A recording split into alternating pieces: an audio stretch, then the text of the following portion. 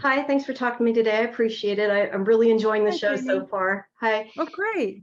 So, can you start by talking about is it was it daunting to play kind of such a huge, larger than life historical figure like that?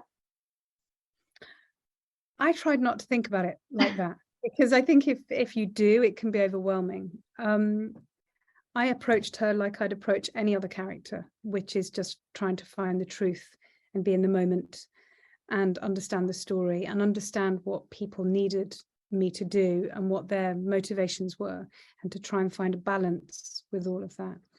But there's no denying that she's somebody that's incredibly formidable. And there was a level of expectation to get it right. And I hope I got it right. So you probably, I'm sure, growing up, studied that history more than I did since I'm over here. But what was there something that you were surprised to learn about her life when you started researching the character? Well, Jamie, it's interesting you say that because being British doesn't mean I know more about history than you at all. Um, looking at you, I can imagine I'm a lot older than you, so therefore time is on my side. So I do know certain things, and I've played Jane Eyre, which is obviously based on a Charlotte Bronte novel. I played Mary Queen of Scots, so I know a little bit about history. But sadly, I didn't really know about Catherine because she's not lauded in the same way as, men in history. Right. Henry VIII, Napoleon. We have a thing where men have written history about their peers and who Yeah. people that have inspired them. And it probably wasn't very cool for men in a certain time in history to go, actually, I was really inspired by this woman, because that wouldn't have been great for the guys to do. So I think, first of all, what surprised me is that I didn't know about her, but yet she had permeated society anyway. We look at Snow White and the Seven Dwarfs, and you have the poison apple, and you have the mirror, of the magic mirror. That was what she did. That's part of her story. So, Grimm's fairy tales has, she's everywhere. Now I've played her, I go, oh, she's in that cultural reference, or there's that, or there's that. And so, without giving away too many spoilers, she's very much part of society anyway, certainly in Europe. Okay, that makes sense. So can you talk about how much did the costume, I guess, inform your character? And I guess it probably really helped, but was also, I'm sure, not comfortable a lot of times and not a lot of fun. I think so. Karen Siro, who designed the costumes, I think did one of the most extraordinary jobs ever, for not only my character but all of the characters, and making them all have their own look and feel. I'm somebody that costume, it isn't always about the costume for me, because ultimately I have to play Catherine, whether she's naked giving birth to a baby, or Yeah. she's in her finery at her coronation.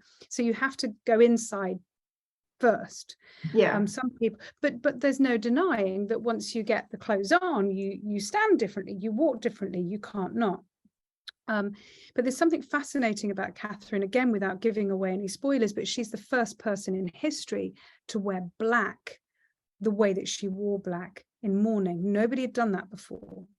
So that's why we wear black at a funeral now, Did because not of know her. that.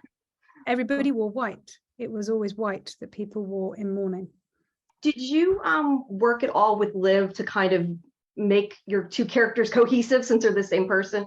No, we did have a few Zoom chats about just talking about Catherine and how we felt about her, and talking, because obviously Liv's playing her from 14 onwards, and then I take the reins in her 30s.